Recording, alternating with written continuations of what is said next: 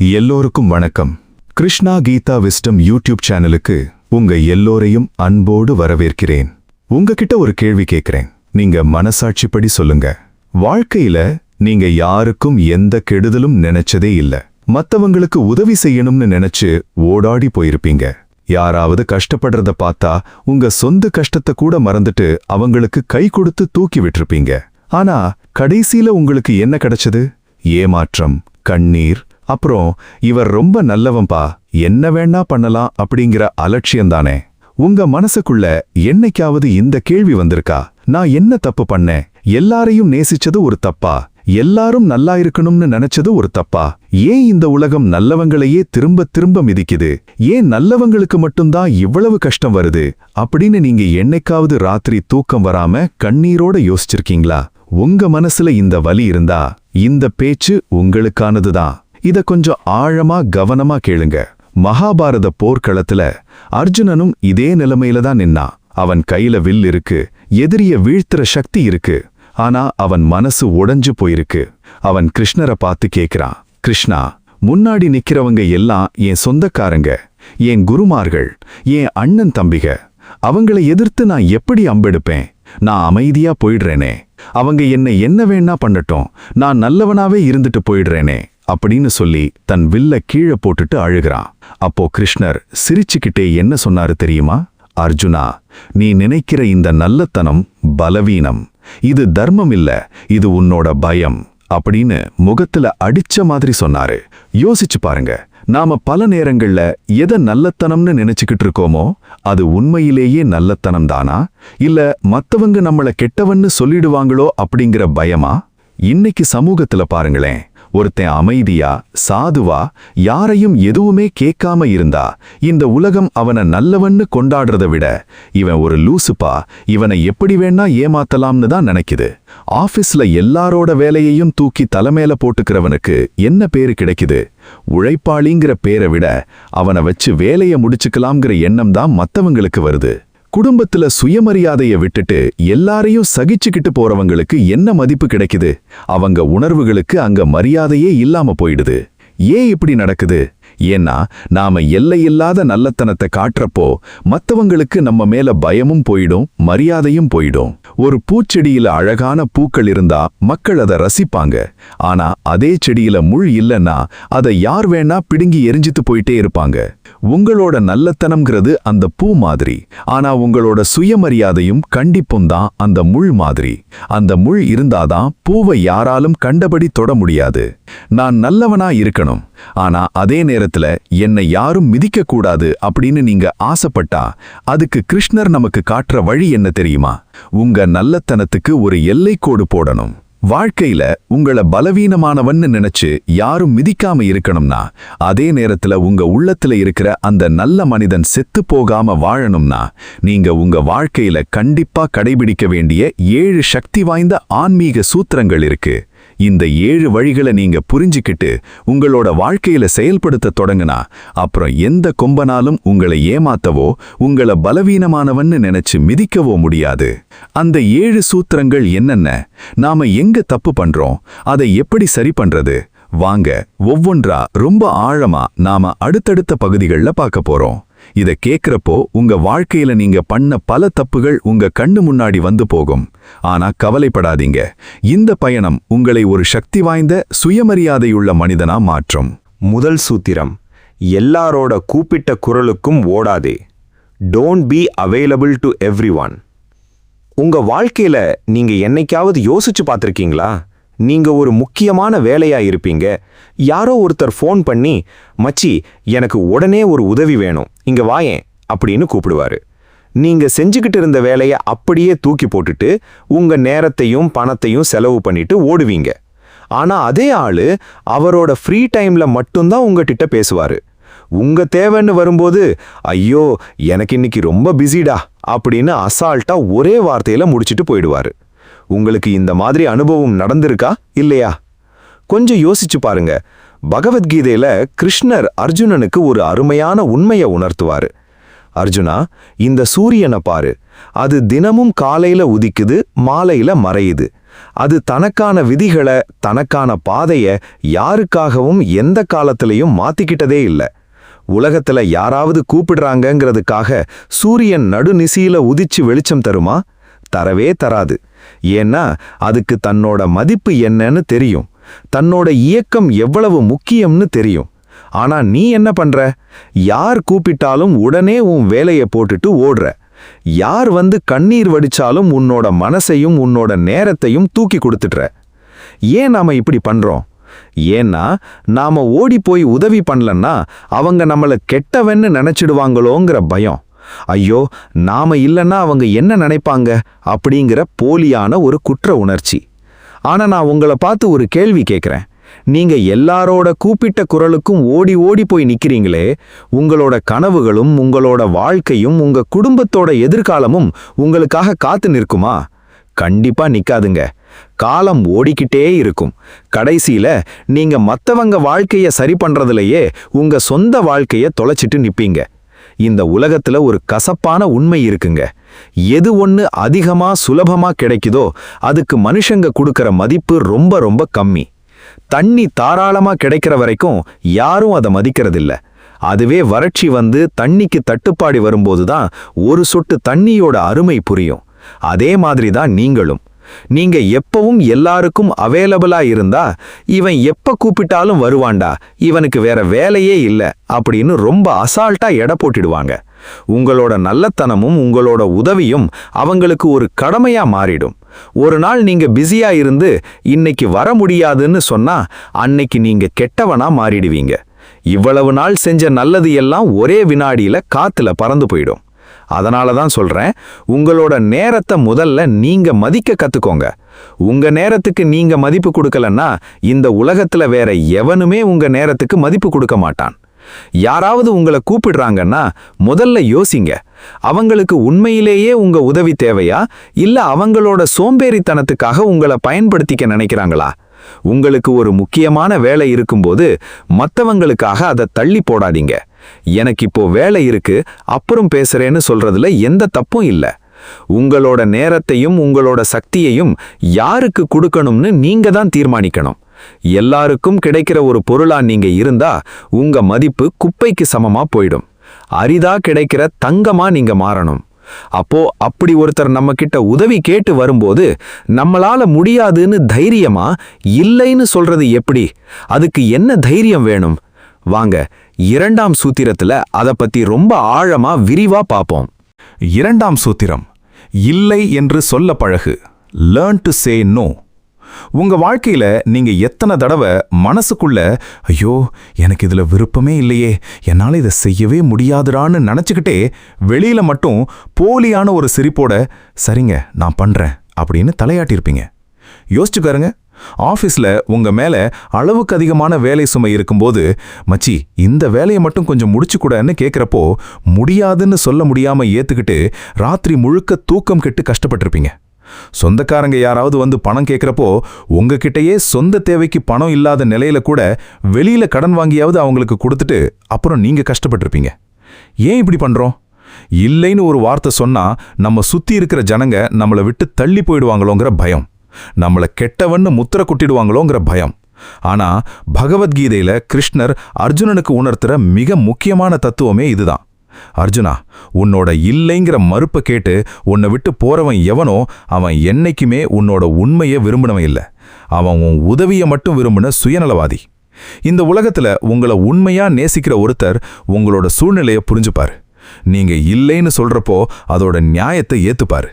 ஆனா உங்ககிட்ட இருக்கிற காரியத்தை சாதிச்சுக்க மட்டும் வந்தவன் 100 தடவை சரின்னு சொல்லி உதவி பண்ணிட்டு ஒரே ஒரு தடவை இல்லைன்னு சொன்னா உடனே கோவப்பட்டு உங்ககிட்ட இருந்து விலகிடுவான். அப்போ யோசிச்சு பாருங்க, அந்த மாதிரி போலியான ஆளுங்க உங்க கூட இருக்கிறதே ஆபத்து தானே. உங்க இல்லைங்கிற வார்த்தை தான் உங்களை சுத்தி இருக்கிறவங்கள யாரு உண்மையானவன் யாரு சுயநலவாதிங்கிறத அடையாளம் காட்டுற ஒரு மிகப்பெரிய வடிகட்டி, ஃபில்டர். நாம நோ சொல்ல பயப்படுற ஒவ்வொரு கணமும் நாம நமக்கு நாமே துரோகம் பண்ணிக்கிட்டு இருக்கோம்னு அர்த்தம்.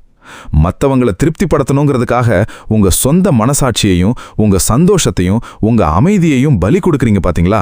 அதை விட ஒரு பெரிய பாவம் வேற எதுவுமே இல்லைங்க. ஒருத்தர் உங்ககிட்ட வந்து ஒரு உதவியோ இல்ல ஒரு காரியமோ கேட்கறப்போ முதல்ல உங்க மனசை கேளுங்க. எனக்கு இதை செய்ய விருப்பம் இருக்கா, என் சூழ்நிலை இதுக்கு இடம் கொடுக்குதா அப்படின்னு யோசிங்க. உங்க மனசு இல்லைன்னு சொன்னா அதை தயங்காம நாகரிகமா ஆனா அழுத்தமா வெளியில சொல்ல பழகுங்க. மன்னிச்சுக்கோங்க, இப்போ என்னோட சூழ்நிலையில இதை என்னால செய்ய முடியாது. இந்த ஒரு வரிக்கு அவ்வளவு வலிமை இருக்குங்க. இதை சொல்றதுக்கு ஆரம்பத்துல கொஞ்சம் கஷ்டமா தான் இருக்கும். நெஞ்சு படபடன்னு அடிச்சுக்கும், மனசுக்குள்ள ஒரு வித குற்ற உணர்ச்சி வரும். ஆனா அதை தாண்டி நீங்க இல்லேன்னு சொல்ல பழகிட்டீங்கன்னா உங்க வாழ்க்கையோட நிம்மதியும் உங்களோட சுயமரியாதையும் உங்க கைக்குள்ள வந்துடும். மத்தவங்க மனசு கஷ்டப்படுமேன்னு நினைச்சு நீங்க சொல்ற போலியான சரி கடைசியில உங்களையும் அழிச்சு அவங்களோட எதிர்பார்ப்பையும் அதிகப்படுத்தி 2 பேரையுமே பெரிய ஆபத்துல கொண்டு போய் நிறுத்திடும். சரிங்க, நாம இல்லேன்னு சொல்ல பழகிட்டோம். ஆனா நம்மள சுத்தி இருக்கிறவங்க அவங்களோட கஷ்டத்தையும் கவலையையும் நம்ம கிட்ட கொண்டு வந்து கொட்டிக்கிட்டே இருந்தா என்ன பண்றது? அவங்களோட சுமையெல்லாம் நாம தூக்கணுமா? 3ஆம் சூத்திரம், எல்லாரோட சுமையையும் நீ தூக்காதே. Don't carry everyone's baggage. உங்க வாழ்க்கையில நீங்க இந்த மாதிரி ஆட்களை பார்த்திருப்பீங்க. அவங்க வாழ்க்கையில ஏதோ ஒரு பிரச்சனை நடக்கும். அதை உங்ககிட்ட வந்து மணிக்கணக்கா புலம்புவாங்க.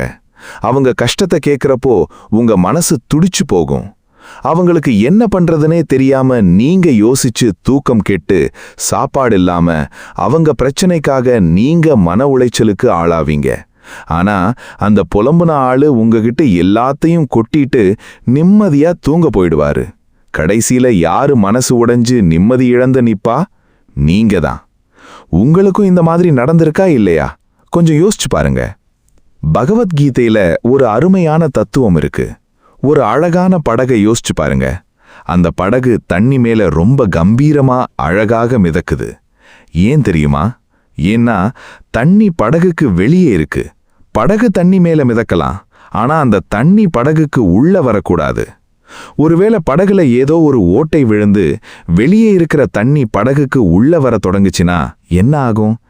எவ்வளவு பெரிய கம்பீரமான படகா இருந்தாலும் அது கொஞ்ச நேரத்துல அந்த தண்ணிக்குள்ள மூழ்கி அடியோடு அழிஞ்சு போயிடும். கிருஷ்ணர் அர்ஜுனனுக்கு உணர்த்துறது இதத்தான். அர்ஜுனா, மத்தவங்களோட கஷ்டத்துல இரக்கம் இருக்கட்டும், கருணை இருக்கட்டும், அது மனித தன்மை. ஆனா அவங்களோட கவலைகளையும் பிரச்சனைங்கிற தண்ணியையும் உன் மனசுங்கிற படகுக்குள்ள ஊத்திக்கிட்டே இருந்தா கடைசியில அவங்க மூழ்குவாங்களோ இல்லையோ, நீ கண்டிப்பா மனசு உடைஞ்சு நடுக்கடல்ல மூழ்கி போவாய். புரிஞ்சுக்கோங்க, கருணை வேற, மத்தவங்களோட எதிர்மறை எண்ணங்களை, நெகட்டிவ் எனர்ஜியை உன்குள்ள ஏத்திக்கிறது வேற. உலகத்துல சில மனிதர்கள் இருக்காங்க, அவங்களுக்கு எப்ப பார்த்தாலும் புலம்புறதே பொழப்பா இருக்கும். அவங்க பிரச்சனையை சரி பண்ண வழி தேட மாட்டாங்க. ஆனா அவங்களோட கவலைகளை கொட்டுறதுக்கு ஒரு குப்பை தொட்டி தேடுவாங்க. நீங்க அன்பா இரக்கத்தோட பேசுறப்போ அவங்க உங்களை அவங்களோட கவலைகளை கொட்டுற குப்பை தொட்டியா மாத்திருவாங்க.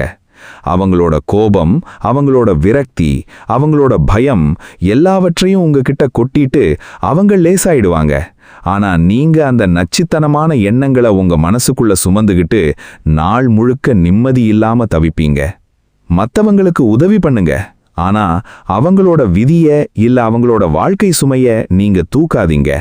அவங்க வாழ்க்கையில வர்ற கஷ்டங்கள் அவங்க கத்துக்க வேண்டிய பாடங்கள். அதை நீங்க தூக்கி சுமக்க நினைச்சா அது அவங்களோட வளர்ச்சிக்கும் தடையாயிருக்கும், உங்க வாழ்க்கையையும் அது நரகமா மாத்திடும். ஒரு டாக்டர் இருக்காருன்னு வச்சுப்போம். அவர்கிட்ட ஒரு நோயாளி வர்றாரு. டாக்டர் அந்த நோயாளி மேல இரக்கம் காட்டி மருத்துவம் பார்க்கணும். அதை விட்டுட்டு நோயாளியோட நோயை நினைச்சு டாக்டரே அழுது மனசு உடைஞ்சு போயிட்டா அந்த நோயாளிக்கு யாரால மருத்துவம் பார்க்க முடியும்? அதே மாதிரிதான் நீங்களும். உங்க மனசு அமைதியா பலமா இருந்தா மட்டும்தான் நீங்க மத்தவங்களுக்கு உண்மையிலேயே உதவ முடியும். மத்தவங்க பிரச்சனைக்காக உங்க மன அமைதியை நீங்க இழந்துட்டா நீங்களும் நோயாளியா மாறிடுவீங்க. அப்போ மத்தவங்களுக்கு உதவ போறப்போ நம்மளோட சுயமரியாதையே நாம எப்படி காப்பாத்திக்கிறது? எந்த இடத்துல நம்ம சுயமரியாதை அடிபடுது? 4ஆம் சூத்திரம், சுயமரியாதையை அடகு வைக்காதே. Never sacrifice self respect. உங்ககிட்ட ஒரு கேள்வி கேட்கிறேன், நீங்க உண்மையா யோசிச்சு பதில் சொல்லுங்க. உங்க வாழ்க்கையில என்னைக்காவது ஒருத்தரோட அன்போ நட்போ இல்ல உறவோ வேணும்னு நினைச்சு அவங்க உங்களை கேவலமா பேசின பிறகும் உங்களை மதிக்காத பிறகும் அவங்க காலில் விழாத குறையா கெஞ்சி நின்னு இருக்கீங்களா? ஒரு வேலைக்காகவோ பணத்துக்காகவோ இல்ல இவங்க நம்மளை விட்டு போயிட்டா நாம அனாதை ஆயிடுவோமோங்கிற பயத்துக்காகவோ உங்க சொந்த சுயமரியாதையை காத்துல பறக்க விட்டுட்டு அவங்க முன்னாடி கூனி குறுகி நின்னு இருக்கீங்களா? அப்படி நின்ன பிறகு அன்னைக்கு ராத்திரி நீங்க கண்ணாடி முன்னாடி போய் நின்னப்போ உங்க கண்ணை பார்த்து உங்களால பேச முடிஞ்சதா? உங்க மனசுக்குள்ள ஒரு அருவருப்பு, ஒரு சுய வெறுப்பு வந்து உங்களை கொடைஞ்சு எடுத்ததா இல்லையா? பகவத்கீதையில கிருஷ்ணர் அர்ஜுனனுக்கு சொல்ற மிக உயர்ந்த ஆன்மீக பாடம் இதுதான். அர்ஜுனா, உனக்கு வாழ்க்கையில பணம் தேவைப்படலாம், பதவி தேவைப்படலாம், சுத்தி 4 பேரோட நட்பு தேவைப்படலாம், பந்தங்கள் தேவைப்படலாம். ஆனா எந்த ஒரு பொருளுக்காகவும் எந்த ஒரு மனுஷனுக்காகவும் உன் ஆத்மாவின் சுயமரியாதையை அடகு வச்சிடாதே. போனா பணம் திரும்ப வரும், போனா வாய்ப்பு திரும்ப வரும், போனா மனிதர்கள் கூட திரும்ப வருவாங்க. ஆனா உன் சொந்த கண்ணுல உன்னோட சுயமரியாதை இறங்கிடுச்சுன்னா அது அப்புறம் உயர்த்துவது இந்த உலகத்திலேயே ரொம்ப ரொம்ப கஷ்டம். யோசிச்சு பாருங்க, நாம ஏன் மத்தவங்க முன்னாடி நம்ம சுயமரியாதையை விட்டு கொடுக்கறோம்? அவங்கள இழந்துட்டா என் வாழ்க்கையே முடிஞ்சிடும்னு நினைக்கிறோம். ஆனா உண்மை என்ன தெரியுமா? உங்க சுயமரியாதையை இழந்து நீங்க தக்க வச்சுக்கிற எந்த ஒரு உறவும் எந்த ஒரு வேலையும் உங்களுக்கு என்னைக்குமே நிம்மதியை தராது. எந்த இடத்துல உங்களோட கருத்துக்களுக்கு மதிப்பு இல்லையோ, எந்த இடத்துல உங்களோட உணர்வுகளுக்கு மரியாதை இல்லையோ, எந்த இடத்துல நீங்க இருந்தும் இல்லாத மாதிரி நடத்தப்படுறீங்களோ அந்த இடத்திலிருந்து அமைதியா நிமிர்ந்த தலையோடு வெளியேறிடுங்க. அங்கே நின்னு என்ன கொஞ்சம் மதிங்க, என்ன நேசிங்கன்னு பிச்சை கேட்காதீங்க. அன்பையும் மரியாதையையும் பிச்சை கேட்டு வாங்கறத விட தனிமையில கெத்தா வாழறது எவ்வளவோ மேலானதுங்க. இந்த உலகத்துல ஒரு மனிதன் செய்யக்கூடிய மிகப்பெரிய பாவம் என்ன தெரியுமா? மத்தவங்க நம்மள மதிக்கலையேன்னு கவலைப்படுறத விட தன் சுயமரியாதையை தானே மிதிச்சுக்கிறது தான். உங்களை நீங்களே மதிக்காதப்போ இந்த உலகம் உங்களை எப்படி மதிக்கும்? நீங்களே உங்க ஆத்மாவை மதிக்காம தாழ்வு மனப்பான்மையில கூனி குறுகி நிற்கும்போது எதிரில் இருக்கிறவன் உங்களை மிதிக்கத்தானே செய்வான். உங்களுக்கு ஒரு உண்மை சொல்லட்டுமா? உங்ககிட்ட பணம் இல்லாம இருக்கலாம், வசதி இல்லாம இருக்கலாம், பெரிய படிப்பு இல்லாம இருக்கலாம். ஆனா நான் யாருக்கும் தலை வணங்க மாட்டேங்கிற கம்பீரம் உங்க கண்ணுல இருந்தா இந்த உலகத்துல இருக்கிற எந்த கொம்பன்னாலும் உங்களை அசால்ட்டா கடந்து போக முடியாது. அதற்காக அகந்தை இருக்கணும்னு நான் சொல்லலைங்க. ஈகோங்கிறது நான் தான் பெரியாளா இருக்கணும்னு நினைக்கிறது. ஆனா சுயமரியாதைங்கிறது யாரையும் நான் தாழ்வா நடத்த மாட்டேன், அதே நேரத்துல என்ன யாரும் தாழ்வா நடத்த விட மாட்டேன்னு நிமிர்ந்து நிற்கிறது. உறவுகளோ நட்போ தொழிலோ எந்த இடத்துல உங்க சுயமரியாதைக்கு ஆபத்து வருதோ அங்கே ஒரு கோடு கிழிங்க. சரிங்க, சுயமரியாதையே காப்பாத்திக்கிட்டோம். ஆனா நாம மத்தவங்களுக்கு உதவி பண்றப்போ அவங்க நம்மளையே நம்பி இருக்கிற மாதிரி ஒரு சூழல் வந்தா என்ன பண்றது? நாம பண்ற உதவி அவங்கள வாழ வைக்குதா இல்ல சோம்பேறியா மாத்துதா? 5ஆம் சூத்திரம். உதவி செய், ஆனா பழக்கப்படுத்தாதே. உங்க வாழ்க்கையில நீங்க இந்த மாதிரி மனிதர்களை பார்த்திருக்கீங்களா? நீங்க ஒருத்தருக்கு ரொம்ப நல்ல எண்ணத்தோட அவங்களோட கஷ்ட காலத்துல ஓடோடி போய் உதவி பண்ணிருப்பீங்க. பண உதவி, பொருள் உதவி, இல்ல வேலையில உதவி அப்படின்னு ஏதோ ஒன்று செஞ்சிருப்பீங்க. ஆனா போக போக என்னாகும் தெரியுமா? அவங்க சொந்தமா முயற்சி பண்றத நிறுத்திட்டு சின்ன சின்ன விஷயத்துக்கு கூட உங்களையே நம்பி இருக்க தொடங்குவாங்க. கடைசியில என்னாகும்னா நீங்க பண்ற உதவி அவங்களுக்கு ஒரு உரிமையா மாறிடும். நீங்க என்னைக்காவது ஒரு நாள் எனக்கு இப்ப முடியலப்பா, நீங்களே பார்த்துக்கோங்கன்னு சொன்னா நீ எனக்கு உதவி பண்ண மாட்டியா, நீ எவ்வளவு பெரிய ஆளுன்னு உங்களை எதிரியா பார்க்க தொடங்குவாங்க. உங்களுக்கும் இந்த மாதிரி அனுபவம் நடந்திருக்கா? யோசிச்சு பாருங்க. பகவத்கீதையில கிருஷ்ணர் அர்ஜுனனுக்கு உணர்த்துற மிக முக்கியமான ஞானம் இதுதான்.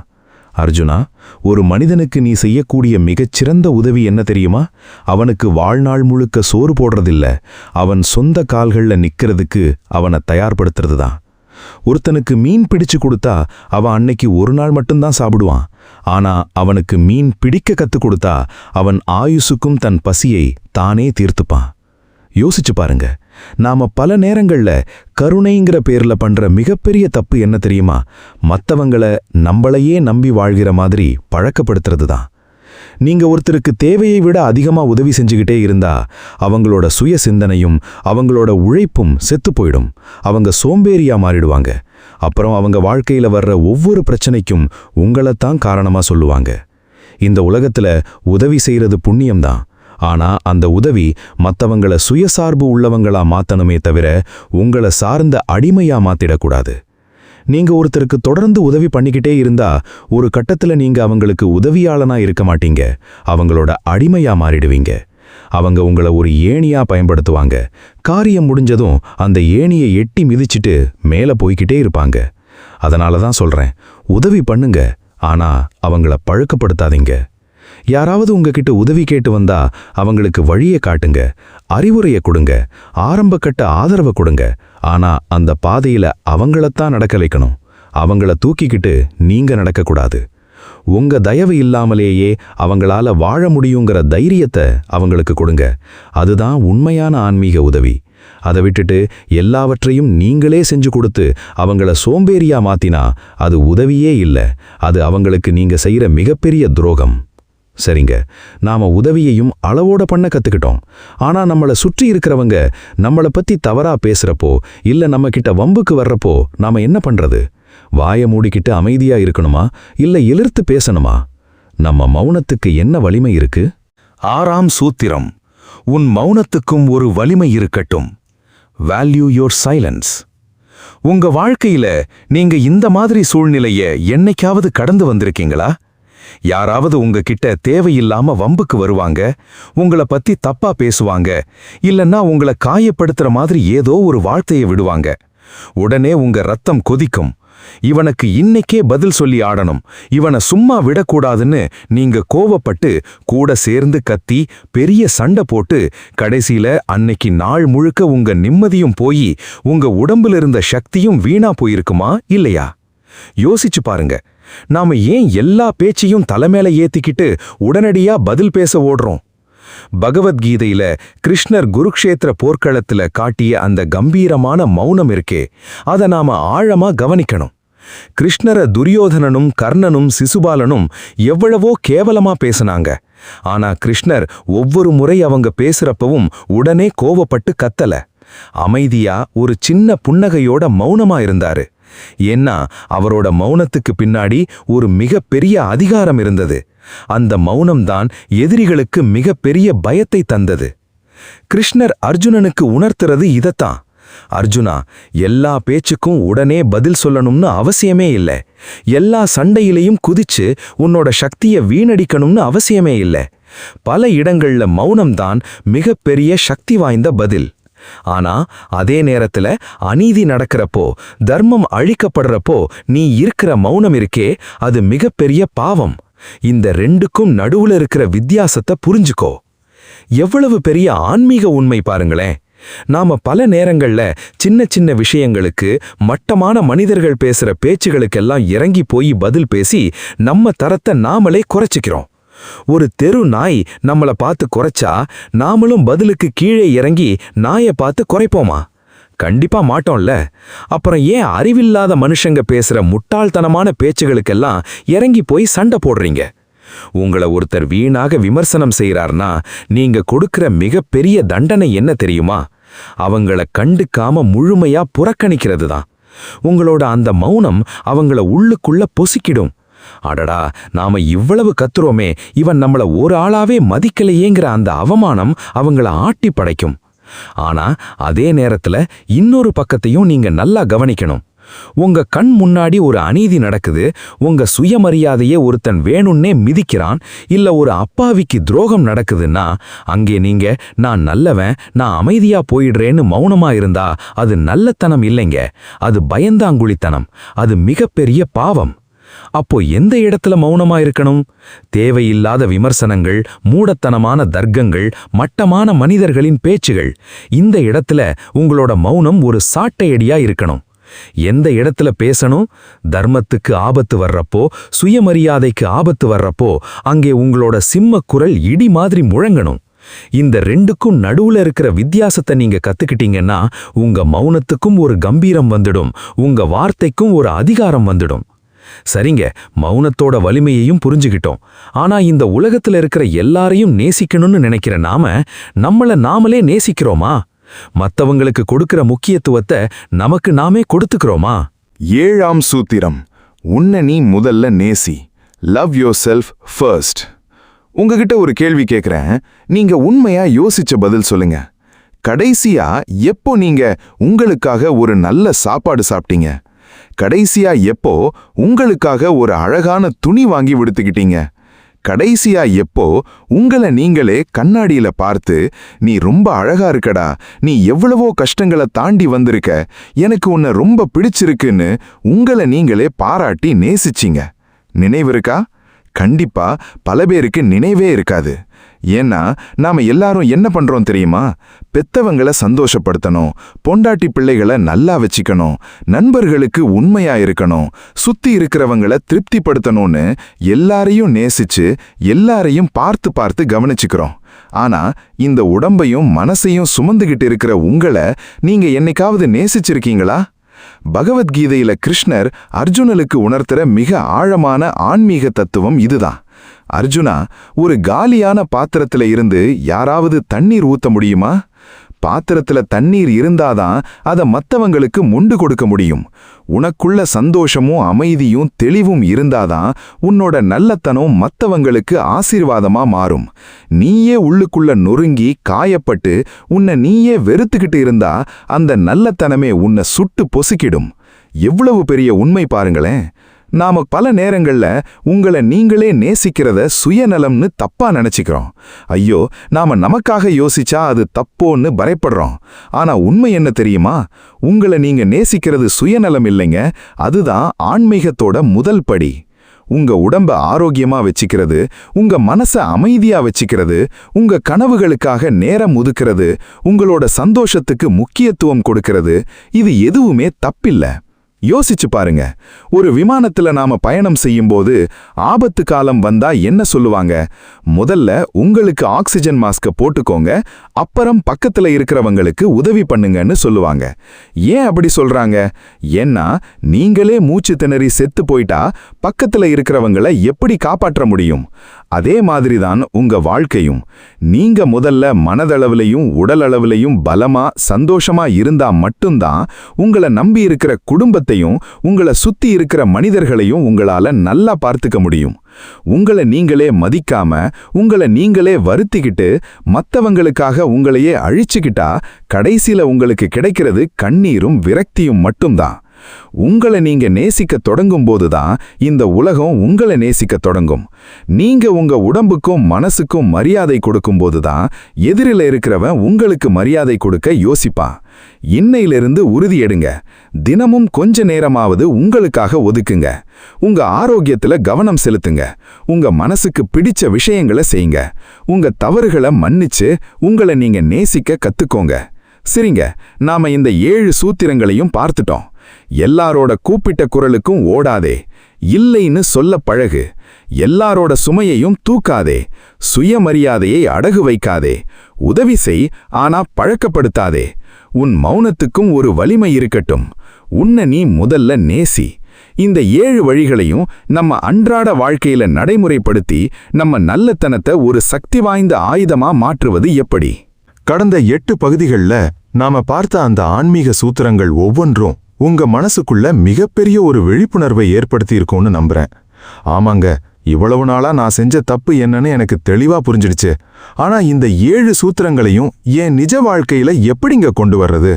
நான் உடனே இப்படி மாறினா என்னை சுத்தி இருக்கிறவங்க என்ன சுயநலவாதி, திமிரு பிடிச்சவன்னு சொல்லுவாங்களே, அதை நான் எப்படி கையாள்றது அப்படின்னு உங்க மனசுக்குள்ள ஒரு தயக்கமும் கேள்வியும் ஓடிக்கிட்டே இருக்குதானே?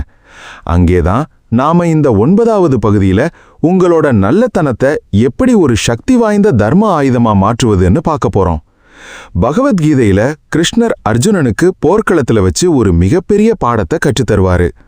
அர்ஜுனன் கேட்பான், கிருஷ்ணா, நான் மென்மையா கருணையோட தர்மத்தோட வாழணும்னு நினைக்கிறேன். ஆனா இந்த அதர்மவாதிகள் சுயநலவாதிகள் நிரம்பிய உலகத்துல என் நல்லத்தனம் என்னையே சுட்டு பொசுக்குதே, நான் என்ன பண்றது? அப்போ கிருஷ்ணர் சிரிச்சுக்கிட்டே சொன்னாரு, அர்ஜுனா, நல்லத்தனம்ங்கிறது கையில வச்சிருக்கிற ஒரு அழகான பூ மாதிரி இருக்கணும். ஆனா அதே நேரத்துல உன்னோட சுயமரியாதையும் துணிச்சலும் உன்னை சுத்தி இருக்கிற கூர்மையான வாள் மாதிரி இருக்கணும். எதிரில வர்றவன் அன்போட வந்தா அவனுக்கு பூவை கொடு, ஆனா உன்னை மிடிக்கணும்னு வந்தா உன்னோட வாளை காட்டு. பூவை மட்டும் வச்சிருந்தா பிடுங்கி எரிஞ்சிருவாங்க, வாளை மட்டும் வச்சிருந்தா உன்னை அசுரன்னு சொல்லிடுவாங்க. இந்த 2க்கும் நடுவுல இருக்கிற சமநிலையை அடைவதுதான் உண்மையான தர்மம். யோசிச்சு பாருங்க, நாம பண்ற மிகப்பெரிய தப்பே இதுதான். நாம ஒண்ணு எல்லையில்லாத நல்லவனாயிருந்து எல்லாரையும் நம்மள மிடிச்சு விட்டுடுறோம், இல்லனா கோவப்பட்டு விரக்தி அடைந்து எல்லார்கிட்டையும் சண்டை போட்டு கெட்டவனா மாறிடுறோம். இந்த 2மே தப்புங்க. உங்க நல்லத்தனம்ங்கிறது உங்களோட பலவீனமா இருக்கக்கூடாது, அது உங்களோட பலமா மாறணும். இன்னையிலிருந்து உங்க வாழ்க்கையில ஒரு பெரிய மாற்றத்தை கொண்டு வாங்க. யாராவது உங்களை சுலபமா பயன்படுத்திக்க நினைக்கிறாங்களா? உடனே கோவப்பட்டு கத்தாதீங்க. அமைதியா, சாந்தமா, ஆனா மிக அழுத்தமா என்னால முடியாதுன்னு சொல்லுங்க. அவங்க உங்களை பார்த்து நீ ரொம்ப மாறிட்டப்பா, சுயநலவாதியா ஆயிட்டேன்னு குற்ற உணர்ச்சியை தூண்ட பாப்பாங்க. அங்கேதான் நீங்க கவனமா இருக்கணும். மத்தவங்க உங்களை என்ன முத்திரை கொடுத்துறாங்கங்கிறத பத்தி கவலைப்படாதீங்க. ஏன்னா அவங்க எதிர்பார்த்த உதவி கிடைக்காதபோ அவங்க உங்களை கெட்டவேன்னு தான் சொல்லுவாங்க. ஆனா உங்களோட மனசாட்சிக்கு தெரியும் நீங்க தர்மத்தின் பக்கம்தான் நிற்கிறீங்கன்னு. உங்க வாழ்க்கையில ஒரு எல்லைக்கோட்டை தீர்மானிங்க. என் நேரத்தை யாருக்கும் வீணடிக்க விட மாட்டேன். என் சுயமரியாதையை யாருக்காகவும் அடகு வைக்க மாட்டேன். என் நிம்மதியை கெடுக்கிற எந்த ஒரு உறவையும் என் மனசுக்குள்ள அனுமதிக்க மாட்டேன். இந்த 3 விதிகளையும் உங்க மனசுல ஆழமா விதைச்சுக்கோங்க. நீங்க இப்படி வாழத் தொடங்கும்போது ஆரம்பத்துல உங்களை சுத்தி இருக்கிற போலியான மனிதர்கள் எல்லாரும் ஒவ்வொன்றா விலகி போவாங்க. அடடா, எல்லாரும் போறாங்களேன்னு கவலைப்படாதீங்க. அது உங்க வாழ்க்கையில நடக்கிற மிகப்பெரிய தூய்மைப்படுத்தும் வேலை, ஃபில்டரிங் ப்ராசஸ். போலியான மனிதர்கள் விலகி போகும்போதுதான் உங்களோட சுயமரியாதையையும் உங்களோட உண்மையான அன்பையும் மதிக்கிற உண்மையான மனிதர்கள் உங்க வாழ்க்கைக்குள்ள வருவாங்க. உங்களோட நல்லத்தனம்ங்கிறது பொக்கிஷம் மாதிரி. அதை தகுதியான மனிதர்களுக்கு மட்டும் கொடுங்க. தகுதியில்லாதவங்களுக்கு அதை அள்ளி வீசி உங்க மதிப்பை குறைச்சிக்காதீங்க. அப்போ நீங்க இந்த 7 சூத்திரங்களையும் கடைபிடிச்சு உங்களை நீங்களே மாத்திக்கிட்ட பிறகு இந்த உலகம் உங்களை எப்படி பார்க்க தொடங்கும்? உங்களோட ஆளுமை எப்படி மாறும்? கடந்த 9 பகுதிகள்ல நாம பார்த்த அந்த 7 சூத்திரங்களும் கிருஷ்ணர் உணர்த்தின தர்ம நெறிகளும் உங்க மனசுக்குள்ள இருந்த அறியாமைங்கிற இருளை விலக்கி ஒரு புது வெளிச்சத்தை கொடுத்திருக்கும்னு நான் முழுமையா நம்புறேன். இப்போ உங்க மனசுக்குள்ள ஒரு கேள்வி வரலாம். நான் இந்த 7 வழிகளையும் என் வாழ்க்கையில தீவிரமா கடைபிடிக்க தொடங்கினா என்னோட வாழ்க்கையில என்ன மாற்றம் நடக்கும்? இந்த உலகம் என்னை எப்படி பார்க்க தொடங்கும் அப்படின்னு நீங்க யோசிக்கிறது எனக்கு புரியுது. இதோ அந்த உண்மையை நான் உங்களோட மனசுல ஆழமா இறக்குறேன். கவனமா கேளுங்க. நீங்க என்றைக்கு உங்களோட நேரத்தை மதிக்க தொடங்குறீங்களோ, என்றைக்கு இல்லைன்னு தைரியமா சொல்ல பழகிறீங்களோ, என்றைக்கு மத்தவங்களோட நச்சுத்தனமான சுமைகளை தூக்குறத நிறுத்துறீங்களோ, என்றைக்கு உங்க சுயமரியாதைய உயிர் மூச்சா காப்பாத்துறீங்களோ, என்றைக்கு உதவிய அளவோடு செஞ்சு மத்தவங்கள சுயசார்புள்ளவங்களா மாத்துறீங்களோ, என்றைக்கு தேவையில்லாத இடத்துல மௌனமாகவும் அநீதி நடக்கிற இடத்துல கம்பீரமாகவும் நிற்கிறீங்களோ, அப்புறம் என்றைக்கு உங்களை நீங்களே முதல்ல நேசிக்க தொடங்குறீங்களோ, அன்னைக்கு நடக்கும் பாருங்க ஒரு அதிசயம். இவ்வளவு நாளா உங்களை இவன் ரொம்ப நல்லவன்பா, இவனை எப்படி வேணா ஏமாத்தலாம், இவன் கூப்பிட்ட குரலுக்கு ஓடி வருவான்னு நினைச்சுக்கிட்டு இருந்த அதே உலகம் உங்களை பார்த்து பயப்பட தொடங்கும். பயம்னா கெட்ட பயம் இல்லைங்க, ஒரு உன்னதமான மரியாதை கலந்த பயம். உங்க கண்ணுல இருக்கிற அந்த தெளிவையும் உங்க பேச்சில் இருக்கிற அந்த அழுத்தத்தையும் பார்த்துட்டு எவனாவது உங்களை ஏமாத்தணும்னு நினைச்சா கூட அவன் 100 தடவை யோசிப்பான். இவங்கிட்ட நம்ம பருப்பு வேகாதுடா, இவன் தன் சுயமரியாதையை விட்டு கொடுக்காதவன், இவங்கிட்ட கவனமா இருக்கணும்னு உங்களை சுற்றி இருக்கிறவங்க உங்களை மதிக்க தொடங்குவாங்க. உங்க வாழ்க்கையில இருந்த போலியான முகமுடிகள் எல்லாம் கழன்று விழும். உங்களோட அமைதியை, உங்களோட நிம்மதியை எவனாலும் பறிக்க முடியாது. நீங்க காற்ற நல்லத்தனம் பலவீனமா இருக்காது, அது பிறர் தலைவணங்கும் ஒரு பேரதிசயமா மாறும். யோசிச்சு பாருங்க. கிருஷ்ணர் அர்ஜுனனுக்கு கீதையை உபதேசம் செஞ்சு முடிச்சதும் அர்ஜுனன் என்ன செஞ்சான் தெரியுமா? அவன் தன்னோட நில்ல மீண்டும் கையில எடுத்தான்.